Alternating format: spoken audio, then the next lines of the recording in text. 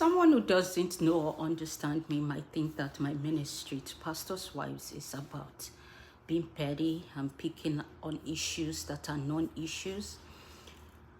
Contrary to that, I just want to share a few things. Now, I'm not about pettiness. I'm not about raising non-issues as issues. I'm a very busy woman, by the way. And I devote myself to only things that are worth my time and had as a result of direct command from God. You see, when God created man in the Bible, in Genesis chapter 2, he said it is not good for man to be alone. Let us create for him a help that's suitable and adaptable unto him. And then he created the woman by taking the rib out of his side and fashioning this being that he knew would be absolutely necessary for the man to be all that he called and made him to be. Now, a pastor's wife is full of so much potential. Why? Because our maker is not frivolous. Our maker is God. And she's full of precious gifts. She's full of precious things that should enhance the work of the man she's married to. However, for so long, the pastor's wife has not been equipped. She has not been told this and this and this are the things you need to succeed in your role. Such and such and such are the attitudes you need to thrive in your role.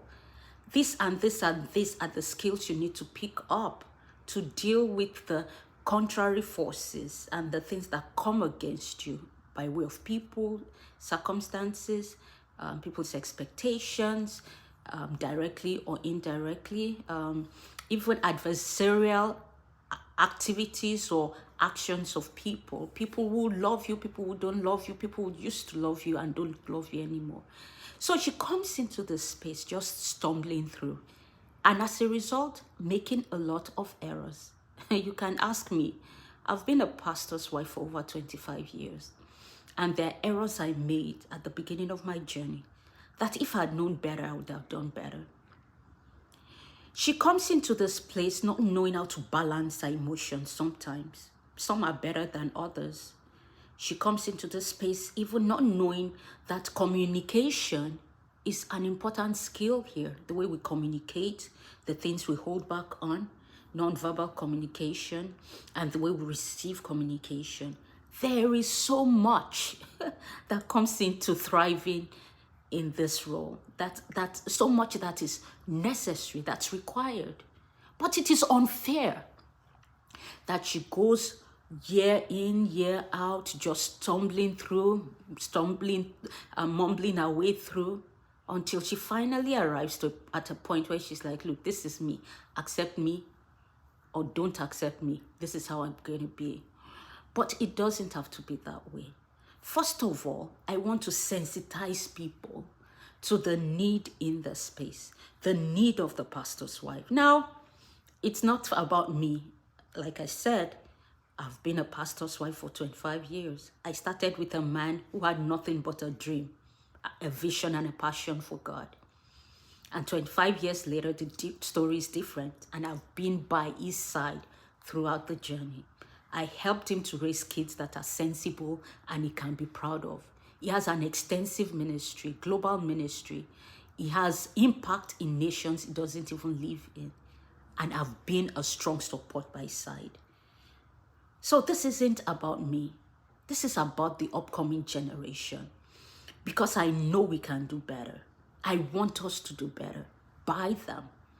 And I have decided, I've committed to lending my voice to helping upcoming pastors' wives not feel like they cannot do this. I don't want them to feel alone. I don't want them to feel incapable. I don't want them to beat themselves over the head too much over failures, because who hasn't failed before? I am Pastor May. I call myself the pastor's wife with fashion and sense.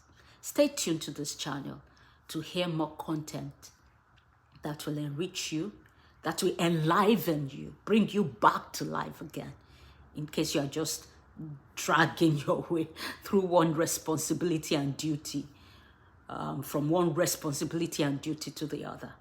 I love you, I'm rooting for you, and I know you can thrive as a pastor's wife, as a minister's wife, and even a woman in leadership.